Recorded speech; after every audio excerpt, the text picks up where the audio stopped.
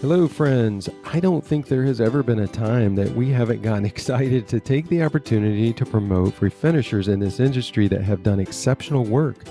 That's really one of the main purposes of this podcast. Well, today we get to chat with the winners of our Fall 2020 Quarterly Contest Zibra Collective. We find out how they artfully transform their pieces into winning showstoppers, and then we'll transition into a panel discussion with all three of them on the topic of finding inspiration to keep it fresh. I love this topic, don't you? I mean, who isn't looking for ways to keep their art talents exciting and new? Join us today for a great show with a few of your refinishing friends. This is Zibra's Before and After. I'm your podcast host, Lane Ball. Before we dive into our discussion with our winners, we want to recognize the judges. Courtney with Steel Birch Studios, Susie with The White Plum, Sarah with Olive and Fern, Jeannie with Blush Vintage, and Emily with 1379 Design. Thank you, judges. Very difficult job, but once again, you picked great pieces. We also want to thank our prize sponsors. We had a tremendous bundle of gifts to offer the winners this quarter: the Chippy Barn, Redesign with Prima, Weather Wash, Surf Prep Sanding, and of course, Zebra Paintbrushes. Again, thanks sponsors, tremendous gifts. Listeners, if you are able to check out these pieces while you listen to the podcast, they are featured on our podcast page for you to enjoy. Just go to thezebrablog.com and click on the podcast. Now let's chat with the winners. We have Aaron with Ainsley L. and Pierce taking first place, Danielle with Soulful Collections clinching second place, and Susan with Little Lou Designs securing third place. Congratulations to all three of you. Thank you, Lane. Thank you. Thank you. Well, it's an incredible accomplishment. There were tons of beautiful entries, so you should feel good about your wins. Okay, it's time for our location check-in and weather reports. Aaron, let's start with you. Where are you located? I'm in Twin Falls, Idaho, so southern central Idaho, just above Utah and Nevada. Today is one of our warmest days this month. We're going to be almost 60 degrees, which is a wonderful surprise moving from Wisconsin just a few months ago. Avoided the nice harsh winters just in time. Yeah, you're not going to know how to handle that, are you? No, we're not. We can always drive up to the mountains, though, and get some snow. Hey, so you just moved there to Twin Falls. It'd be interesting to know, maybe you haven't done your research, you already know. Do you know anything about Twin Falls? I mean, what is Twin Falls known for? We have the Shoshone Falls. It's actually about a mile from our house. The water that comes through it is actually comparable to Niagara. It's quite the sightseeing. So it's a big tourist attraction for that. But we're also surrounded by mountains on all three sides. We have the Sawtooths around us. Man, you're never going to be bored there. Not at all. Not yet, I should say. Now, is that also where Snake River Canyon is? Yep, the Shoshone Falls is the Snake River, and it runs right through here. Got it. Yep. Oh, that's so cool. Now, I remember when I was a kid and hearing about Daredevil, Evel Knievel. Does that name ring a bell? Yes, the jump is actually about a half a mile from our house. We took the kids on a little tour down there. Yeah, they still have the ramp. Wow. That's cool. My son got a big kick out of that. There's a big sign telling a bunch of information about how many bones he broke, and he actually didn't make the jump across. Yeah, I remember reading about that. I mean, he hit something with his parachute, I think, went off too early. Too early, yes. Otherwise, I can't see him making it from the size of the ramp and the size of the canyon, but I don't know.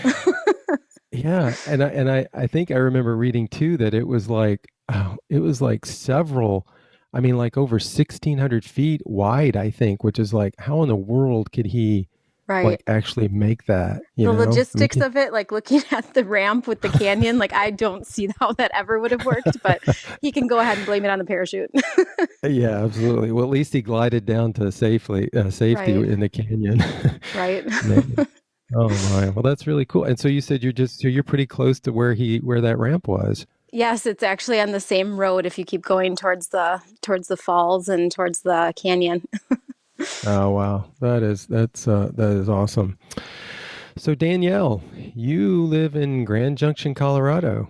Hi, Lane. Yep, I do. I'm on the western part of Colorado. We are right by the Utah border, so we get the best of mountains and the best of canyonlands in Utah. So we kind of have desert and mountain, which is great. Our little town is in a junction, as it's, Grand Junction, and we have the Colorado River that flows right through it. So we have a lot of outdoor activities year round, and it's a great place to be. Yeah. Now, you and I chatted maybe a month or so ago. Yeah, And yeah, you guys had a lot of smoke from the fires. I mean, we making assumptions did. here, is that all cleared up now? We're cleared out. We thought we had the largest fire where we're from, but it actually moved up by Denver area, and that claimed to be the largest fire in Colorado history. So, yeah, we've Wow. just been having a huge fire season. It's burned up almost half of our state, which is horrible, but they've got it under control now. And so we're getting Yeah. into the moisture part of, wintertime, which will help out too. Yeah. So, yeah, we Sure. actually have lost a lot of land where we're from, and we've taken our toy hauler up there just to kind of see what damage has been done to the forest. My boyfriend hunts up there, and so it's just devastating to see how much of the landscape has been burned up just from that. So, Yeah. Yeah. That's hard to see that, isn't it? yeah, it's terrible. Your area is considered wine country, I think. It is, yeah. Yeah, you've got so much. I mean, just from because it's beautiful to see just the scenery of not only where you're located and the terrain, but also the grapes, and that's just such a beautiful scene. Yeah, you wouldn't think that Colorado would be known for its wine, but we actually live in an area. There's a town that's kind of a suburb of Grand Junction called Palisade, and they have some of the best wines in the whole state of Colorado and actually on the West Coast. So, one of our feature wines that we have out here is actually a peach wine. We're known for our peaches. They're almost as good as the Georgia peach, but yeah, wine is a big deal out here. It brings a lot of tourism to our area. Yeah. So, what kind of weather are you enjoying today? Well, we're supposed to have 60-degree weather. I'm hoping it's supposed to get kind of nasty this weekend. So the rest of the week's supposed to be pretty nice. Colorado is so variable with its weather that one week it might be snowing and the next week it's going to be great. So this week's Yeah. supposed to be okay. Yeah. Well, that's nice. You take it a day at a time. Yeah. Well, very good. Susan, Massachusetts. Now we're going all the way to the East Coast. We are very well spread out. That's right. That's good. I like that representation. So, what's going on up in Westford, I think? Yes, Westford. It's cool. It's 45 degrees out today, but no snow, barely any sun. It's kind of a average day out there. Yeah, so you guys have had you've had more of a milder fall, haven't you? We have, although we've already had our first snowfall a couple of weeks ago. It's all gone already, but about 2, 3 weeks ago, Hmm. we accumulated some pretty good snow. It was a bit early and a surprise, but yep, so the snow has come, and then I think a week or so later, it was 70 degrees out. So it's Yeah. crazy New England weather. Yeah, that's the kind of snow that we have here in the South. It's one of those situations where it snows, but it doesn't hang around long because usually the weather, the temperatures climb up a little bit, melt it, and clear it out. And then you're like, did we have snow last week? Exactly. I actually like that. Coming from Michigan, I remember when I was a kid growing up in Michigan that once you saw the snow, it was there to stay until spring, and it would get dirty along the side of the road and piled high.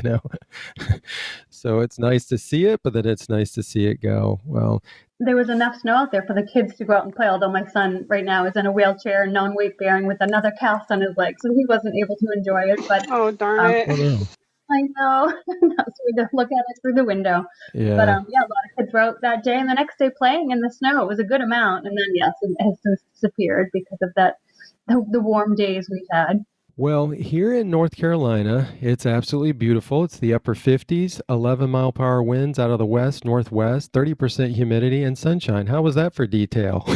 Nice. I'm trying to develop my weather skills, to kind of like take them to the next level. Fallback job. I know. I don't know how this resonates with everybody, but they may be like, you know what, just get on with the furniture discussion. No, we're enjoying this weather like you guys are, especially when you stop and think about it's November, and it's not just the first part of November where I mean, next week is like, you know, Thanksgiving. Now, I don't know Mm-hmm. exactly when this will air, but when we're recording it, it's like right before Thanksgiving. So it's Mhm. pretty amazing. Well, let's discuss your winning pieces. Susan, we'll start with you. You stated that you have fallen in love with faux bamboo style furniture, and this dresser that you won third place in was one of a four-piece set, I believe. I think it was a 7-piece set. Wow. I accumulated the pieces over probably a year and a half, um, just sitting in my garage waiting for the right moment to start them. And then a friend of mine just purchased a new house down at the Cape. And so she reached out to me and said, "What do you have? Do you have anything that would work for a Cape house? I need to, furnish the entire house." I said, "Oh, I have the perfect thing." So I showed her all my pieces and she said, "Sold, I'll buy all of them." Oh my goodness. Which was awesome, but it took a long time, obviously, to get them completed. But yes, this was one of the 7-piece set, I believe. So I did them all the same, obviously, because they were for her, her house. She wanted them to go together. So it was fun to do the set, but I was also happy to see it go so I can start working on some new styles other than the same white paint and knobs. So did you do the whole set in the same, because was it in one room? Did you do it all the same color, same hardware, that sort of thing? Yes. So I think she's putting them in 2 rooms, I believe. But it was perfect for her Cape house, which is great because it does have, it's that bamboo style, which I think Uh-huh. was really popular down south. So when more in Florida, it's really hard to find up here. So when you find a piece, for me, it's like gold because they are coveted pieces and they're still, even in bad condition, Uh-huh. worth a lot of money, which just blows my mind. So there are different. Thomasville is one of the brands that has this faux bamboo piece, and then the most coveted piece is the Henry Link Valley High, I believe, and that's what you see a lot of in Florida. Typically finished with a lacquer, which I Hmm. don't do, but she was fine with me not doing that. And then I have a couple other pieces that were a little bit lower quality, but they were, I guess, copycats. So her set was mixed with all of the pieces, but they all, they matched beautifully. So I had a lot of fun with them, a lot of sanding, a lot of repair work. Some of the knobs that I used fit perfectly in a couple of the pieces, and others I had to fill, sand, re-drill, which is okay, which is fine. It was interesting because hope folks can look at the before. It's always fun to see the before of a piece and see, how much transformation took place in this piece. The before was pretty rough. I mean, But it was, and actually got that one free. Then people said, "Just come and take it. We want to get rid of it." It was I think a grandmother's house, and her teenage granddaughter, was living with her, and that was her bureau that the daughter had painted on her own with, some black paint. uh-huh. Lost a few of the knobs, but I recognized, that it was going to be a good piece when I was able to refinish it. So scuffed that one right up, and it's like I said, it sat in my garage for a year and a half, 2 years, before I found the right person for it and tackled it. So yeah, that required I sanded it down to bare bones, just because it had the black paint on top of Hmm. the original finish. Um, so, Yeah. but it looks good when I sanded it down. It was still a great sturdy piece, which was nice. Yeah, and the choice that you made for the hardware is really nice. When I look at the old hardware, I mean, I certainly obviously it was designed to go with it. It has sort of, Yes. I guess it sort of mimics bamboo, the handle a Yeah. little bit as Yep. well. It But does. but I think what you did just, I don't know, it just updated it. It brought it kind of, into 2020 Yes. A with a little bit more very, contemporary. yeah. And It's I just, love brass, but a lot of people still are not into the brass. I love the fact that it's back for some people. So I definitely wanted to put the brass and the crystal like yeah, knobs on it. Yeah, just to give it a more of a current trendy look. yeah. And those were from Hickory Hardware. They were Midway collection. Uh-huh. So just bought them all right up front and then kept them in there until all the pieces are done. So yeah, they're all done now. Although she found one more bamboo piece and she asked me if I would do that for her too. So that's sitting in my garage. Oh, so we still got more to do. Nice. And I was obviously pretty moved by the fact that you mentioned that you used the zebra paintbrushes. So uh, Mhm. definitely definitely accolades to that as well. I love my zebra paintbrushes. My parents said, "What would you like for Christmas?" I said, "Zebra paintbrushes." Very good. Susan, you just done such a great job on this piece. What did you do to the top of this dresser? Anything unique? So the top of the faux bamboo dressers is like a laminate, which I've had people reach out to me saying, I have a piece similar to that. What did you do? Because you can't really sand it down. So all I needed to do was just kind of scuff sand it and then definitely use primer. So the one coat of primer allowed the paint that I was using to stick. So it, can look intimidating because it's like a yellowish type of laminate, which is surprising on kind of a higher end dresser, but that's how they were made, I think, back in the 60s and 70s. So yeah, just scuff sand and then primer, and the paint adhered very well, and we've had no issues since then. Yeah. Well, that's a great tip. Excellent. Very good to know that. Well, this looks great. I mean, I'm sure your friend is really happy with the results, and maybe an extra for her is to know that this won in the Zebra Collective. Yes, I don't even think she knows. I'll have to mention it to her. Absolutely. It's fun to have an award-winning piece in your home for sure. Definitely. Well, you did a beautiful job, Susan. We really love the work that you put into this. Congratulations on winning third. Share your Instagram account for our listeners. Thank you very much. It's Little Lou Designs. Very good. Well, Danielle won second with her very unique buffet. You really worked this buffet over. Was this all your creative juices flowing, or did you have a client request on this, Danielle? It was. Wow. Well, it was kind of a collaboration of both of our ideas. So, we're from the western part of Colorado, and my client actually bought this piece in Las Vegas. She saw it in an antique store there and had it shipped to our area. And when she got it, she had it in her garage for about 6 months, and she found my business and had decided that she really didn't like the style of the legs on it, the clawfoot legs, and how wide it was for her space. And so I had suggested, hey, well, we could rebuild the bottom of it. Let's see what we could order that would be a good fit for your taste. And it's funny because this traditionally isn't my style of furniture. I'm more mid-century modern. And so when this buffet came to me, I was like, okay, what can I do to put kind of my trademark on this? And so that's when the legs came into play. So we ended up ordering some raw wood legs for this, and I built a bottom platform underneath it and just completely redesigned the whole look of it to make it look more square instead of very wide and bold. I mean, I never would have thought when you look at the original, look at the before on this as well, and I never even would have went there with this, but it is really, I mean, it's really nice. I mean, I love, we talk about, furniture refinishing really is furniture designing furniture, and you've taken a piece and you've reworked it over, and it's really a unique and beautiful piece. It's really nice results.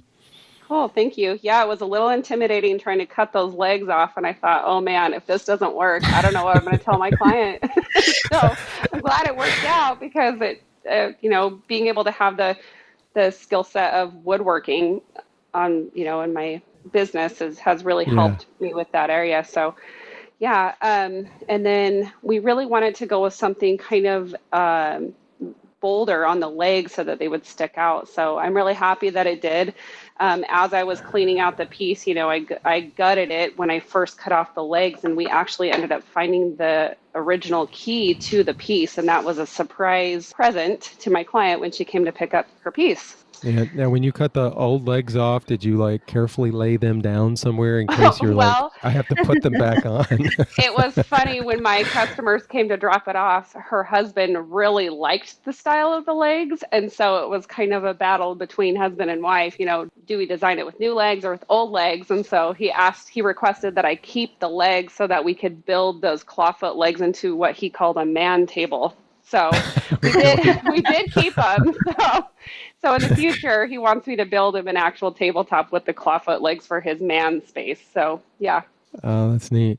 Now, it's nice shiny, which is good because the way this piece, the massive like heaviness that it has to it. Hmm. Is there like, what did you do with top coat? Is it like a matte finish? Is it a I wax? did a matte, What's yeah, I did a matte poly on the entire piece, including the legs. I didn't want it to be too overwhelming because you're right, it is a very large, robust piece.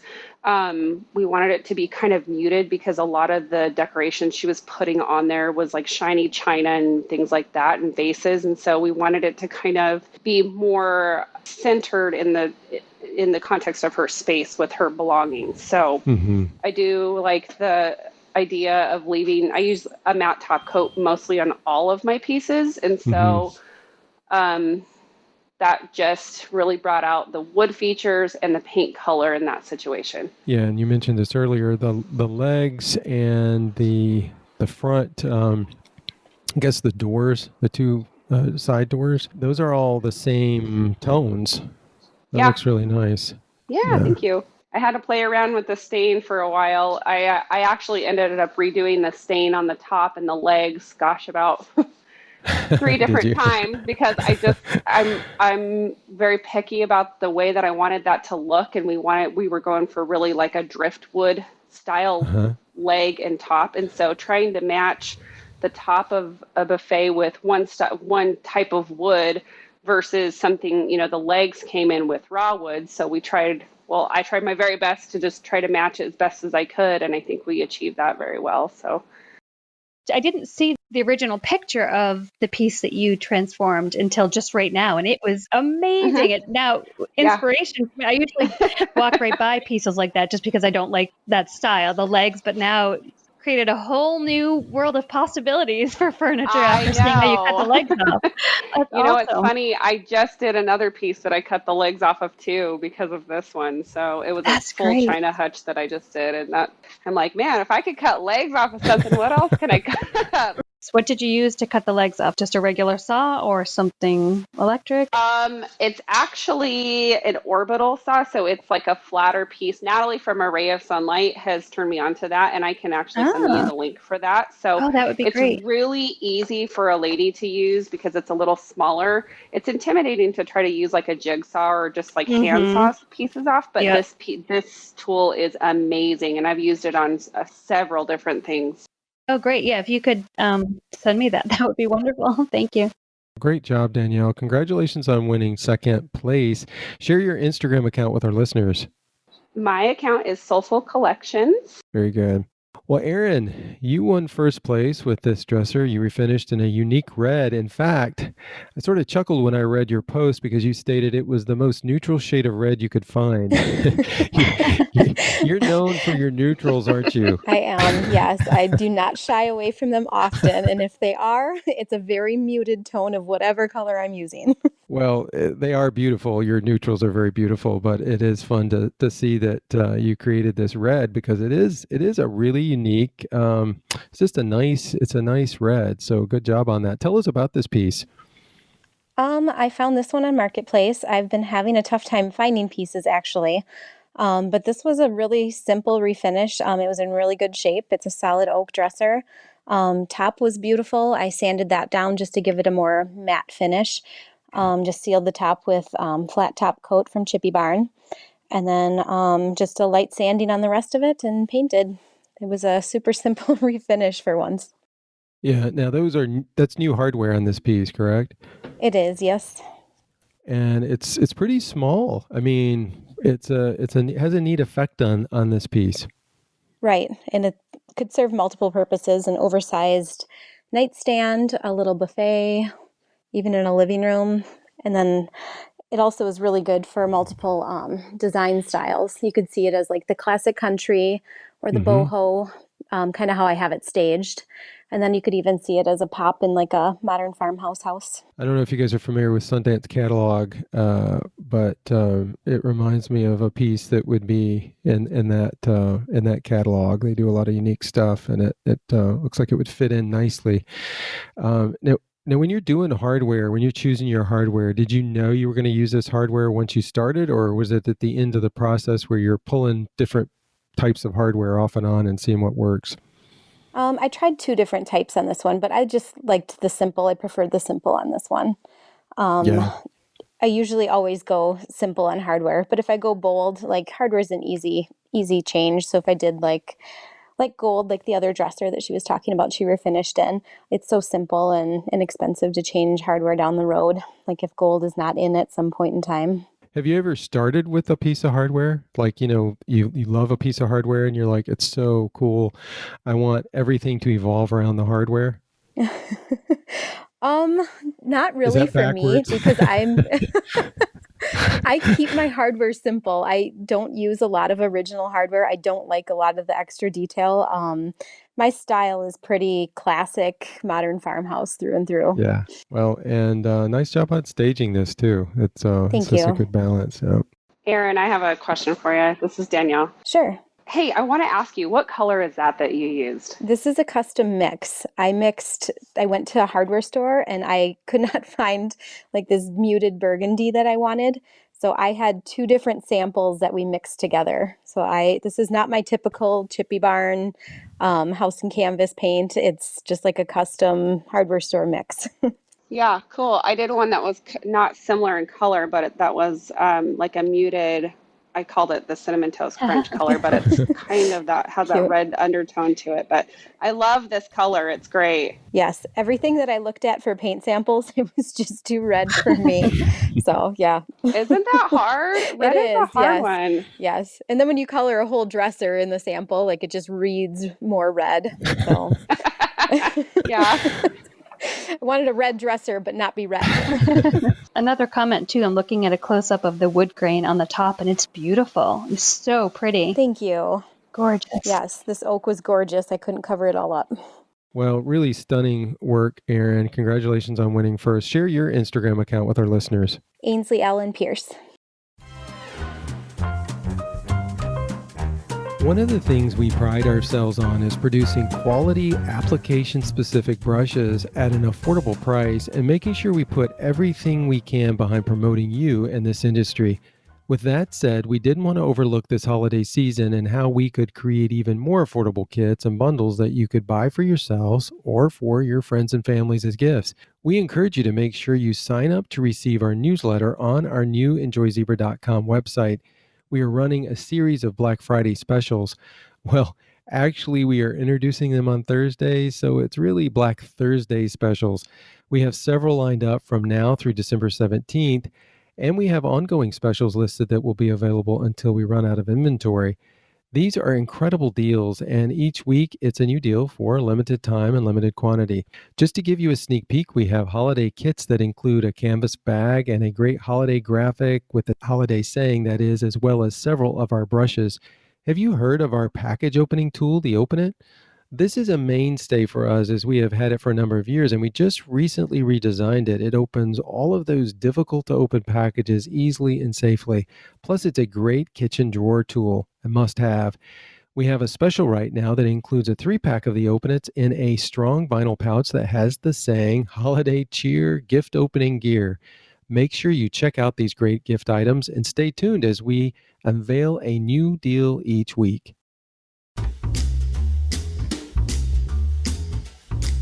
We're going to transition now into a panel discussion with the Zibra Collective winners. Our goal is to have a great discussion on topic or wherever the discussion leads between the three of you. I know our listening friends will enjoy. I think most furniture refinishers would agree that at some point in their career, they concern themselves with becoming stagnant with their creativity.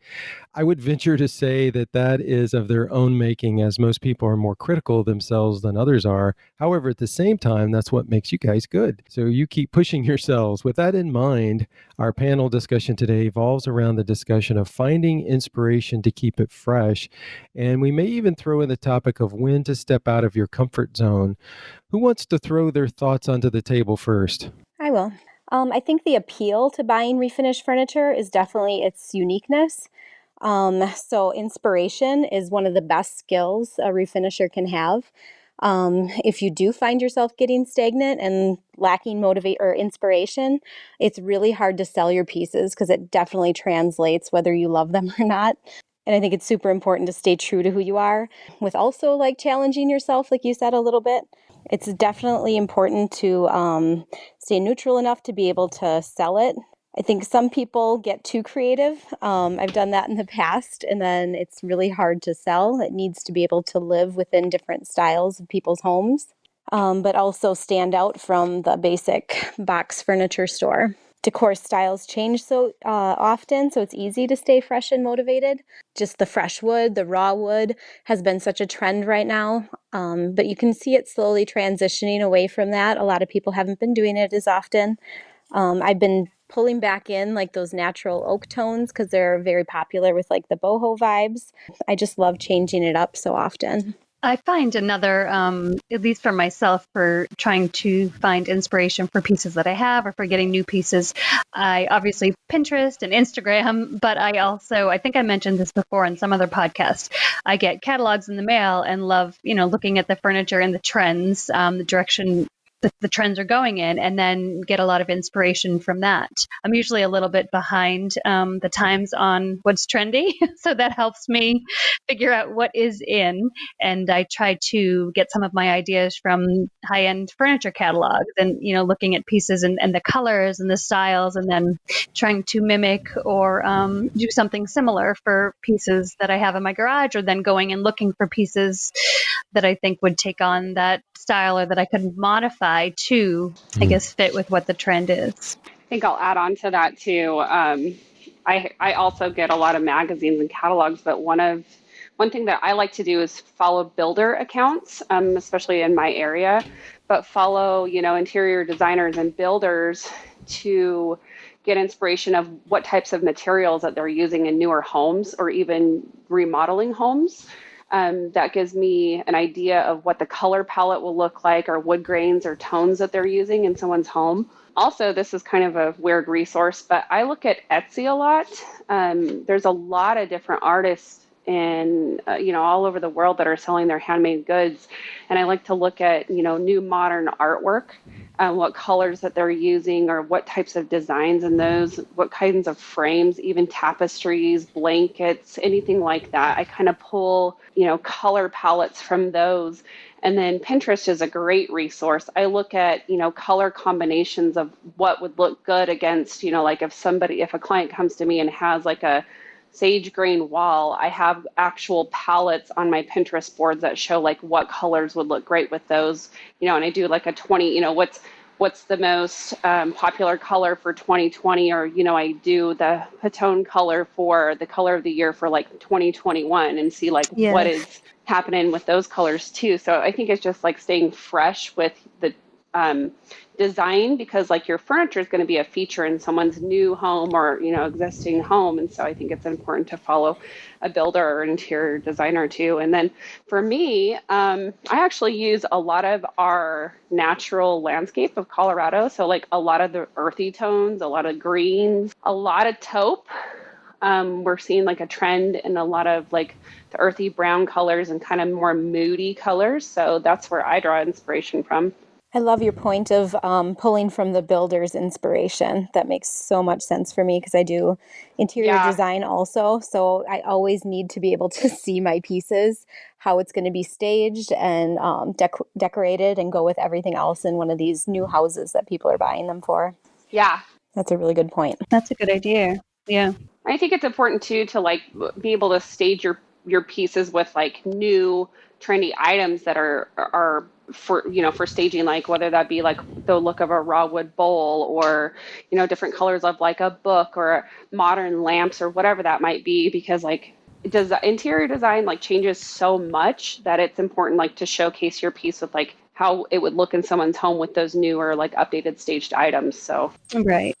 I've always wondered because you guys do such a good job of staging, and we've had conversations about this in previous podcasts about staging and how to stage effectively. And you think about the props that you get, whether they're staging props from your home or whether they're, a stash of staging props that you pull out. But, how often when you're out and about, whether you're at an antique sale, you're at a consignment shop or a store, and you buy something and you think, this would be great as a staging item, how often did those staging items themselves become inspiration for your pieces? I love to steal the items before I do an install on a decorating job and stage my furniture pieces with them so I can keep. I'm sure they know this because they follow me, but it's not a big secret. But it keeps all of my right. It keeps all of my decorations fresh, and I get to pick whatever I want on someone else's budget, and it fits into both. Like I had mentioned before, I pull a lot of inspiration from artwork. So yes, I would say a lot of the staging items that I find, I'll pull colors from those original, either whether that be like a vintage piece of art or something modern that you can buy on Etsy. That's a huge inspiration for me just to see like textures and colors. I also like to use live things from outside. Idaho has given me a whole new appreciation for using nature for decorating and staging. All of the like dead look items, I just love, like all the dried florals. Now it's a good time because it's Christmas tree season, so I can plop out a couple of little live Christmas trees for decorating and some branches. I'm excited for all this season for all the branches. I do that inside my house too, just to decorate for the season. I will go outside through my yard, collect some clippings and branches and miscellaneous greenery to bring it inside. And so that is convenient when you can do that for the staging too. I usually just find all my staging decor items in my house. I just shop around different rooms, go into the basement. But I like the idea of maybe going to a flea market or antique store and buying something to give me inspiration for my next piece of furniture. That's a good excuse to get out and go to antiquing. Yeah, that just legitimized all that extra shopping, right? Yes, of course. Yep, there you go.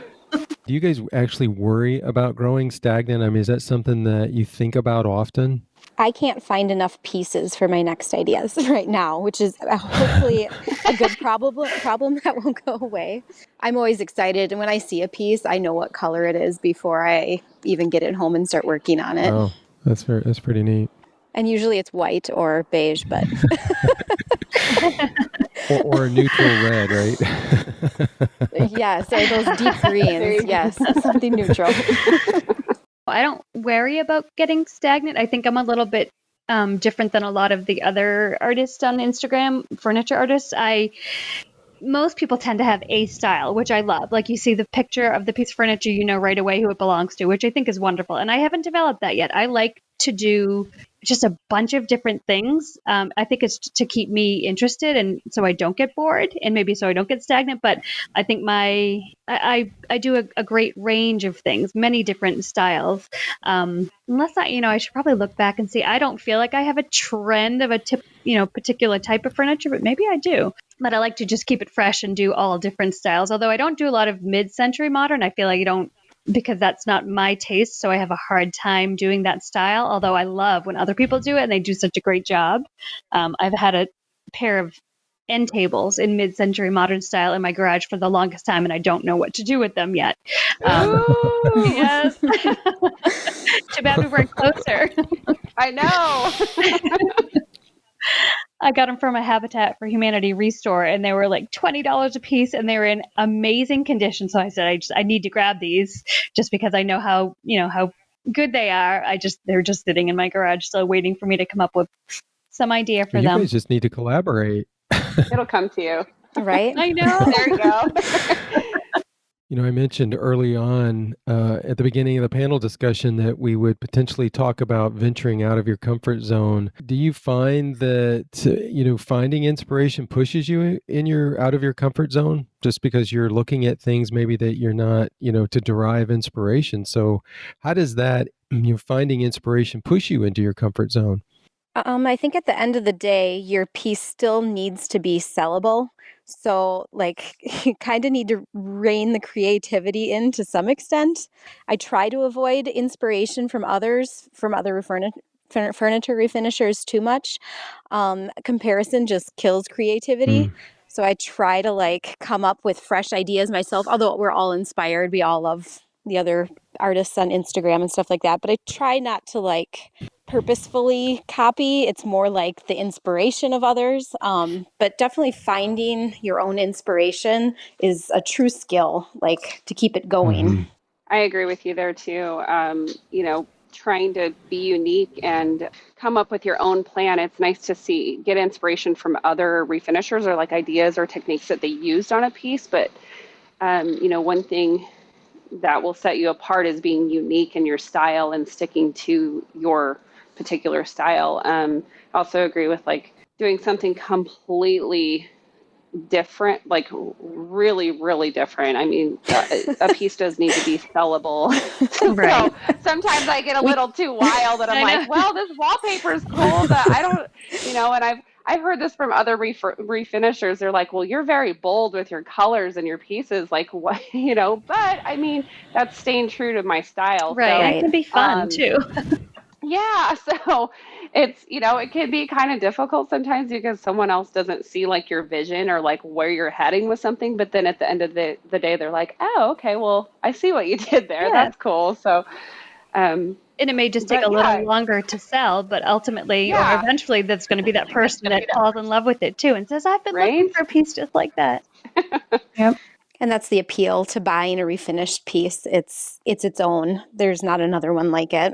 That's actually a good point too, Susan, that you made about, if you do something really unique and creative, just because it doesn't sell immediately doesn't mean it wasn't good. It just means it's got to take time to find the right customer for it. I think sometimes, we tend to gauge, which it is a cool thing to produce a piece and then it's like, 5 minutes after you put it out on Instagram, it's snatched and somebody's bought it. But was that too cheap? Yeah, but I know. I think that too. I bet that is a struggle, isn't it? I mean, you're like, man, if I had just a couple $100 more.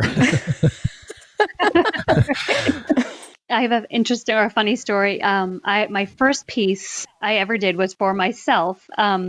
We had just purchased a beach house down at the Cape, and I decided I was going to paint a bureau. So I got a really heavy duty sturdy bureau, and I think I used milk paint, and I did a picture of a whale on the front of it and then wrote Falmouth where our beach house was and distressed it. And I put cleats as the drawer poles, real cleats. It was so cute. Loved it. So it stayed in our house, and we just sold our beach house about a month ago.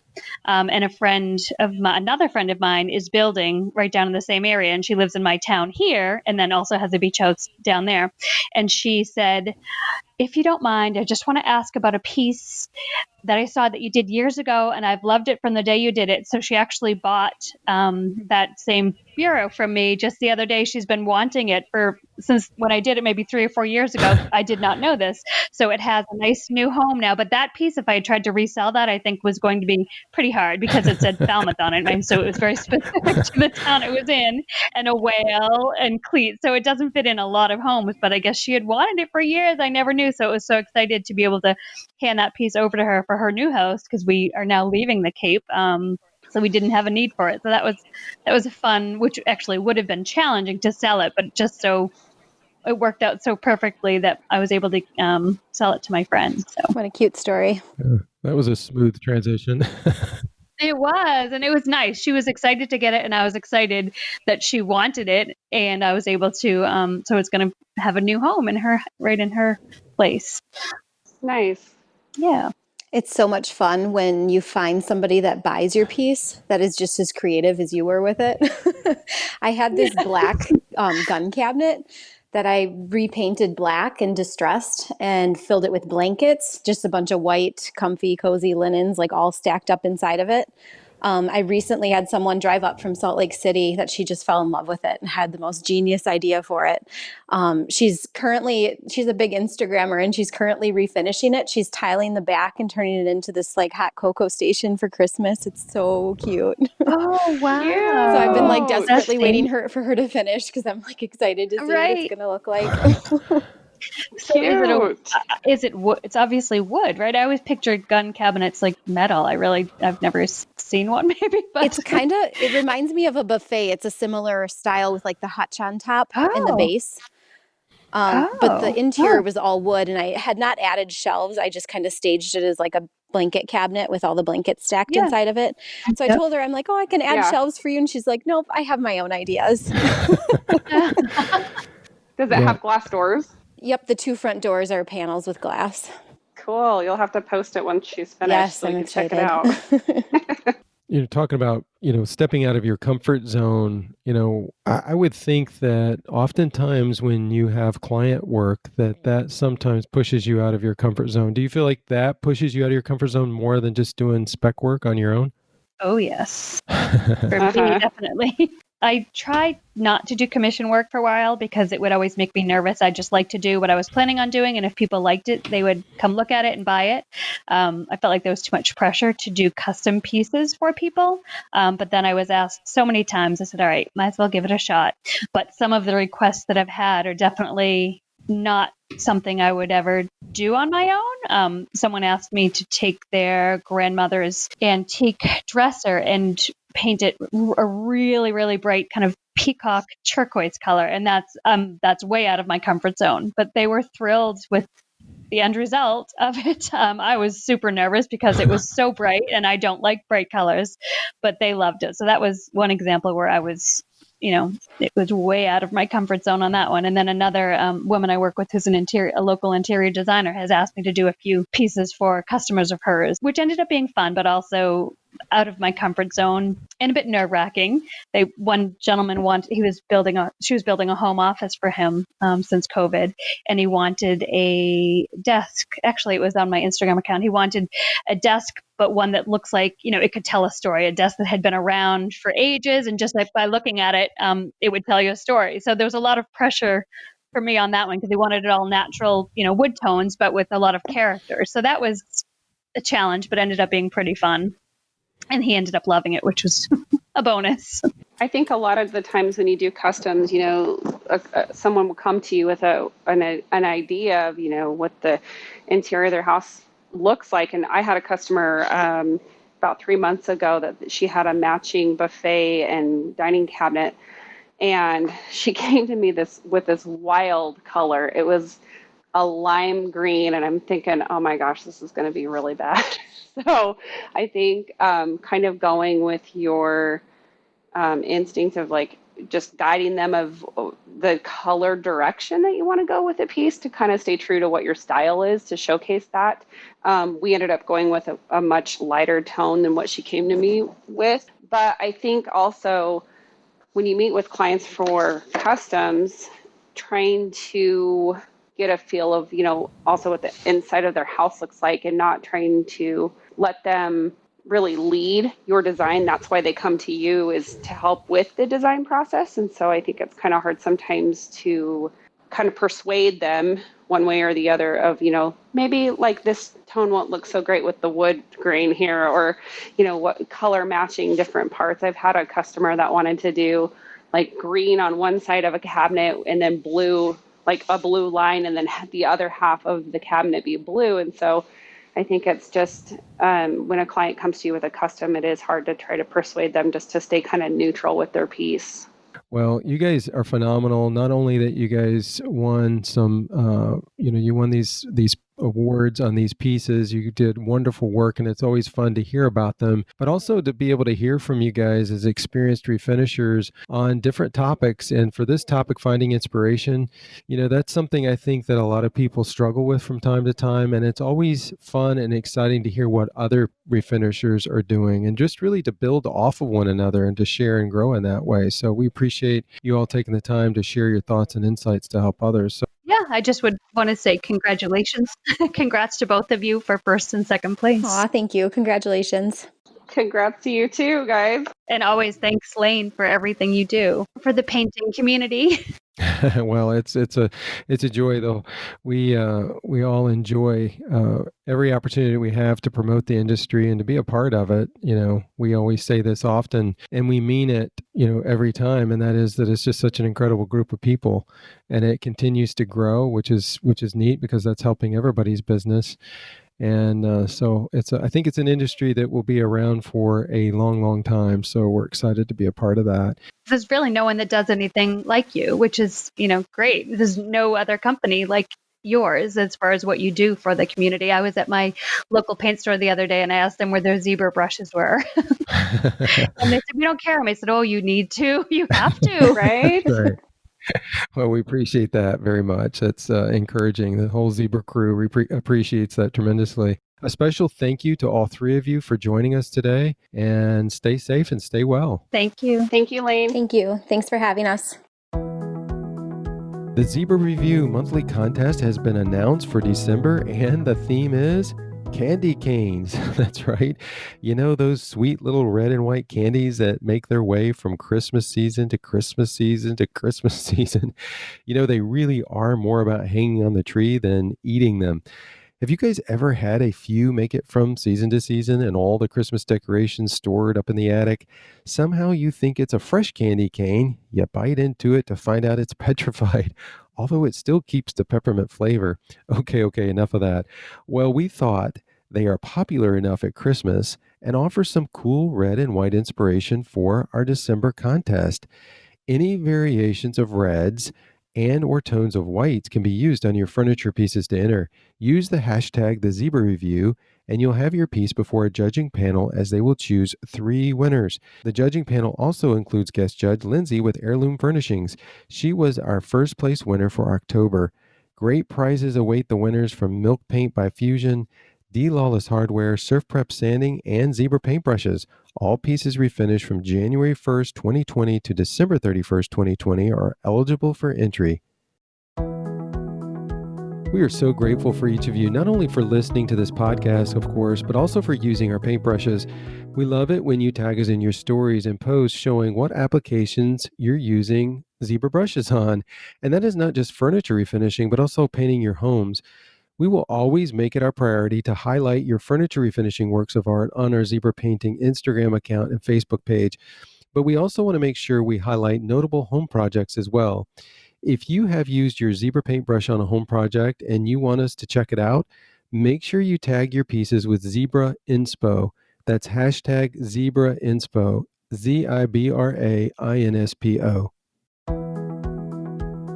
We would love for many more people to discover the Zebra Before and After podcast. Please subscribe and leave us a review on your favorite podcast directory. It really does make a huge difference in the rankings. And thank you for listening. We hope you enjoyed this episode of the Zebra Blog's Before and After Furniture Refinishing podcast. Today's episode is also featured on the zebrablog.com along with contact information for today's guest. Your comments and suggestions for future episodes are always welcome, and we encourage you to share those by clicking on the podcast slide in our header at thezebrablog.com. That's zebra with an I blog.com. Thanks for listening. Stay safe and happy refinishing.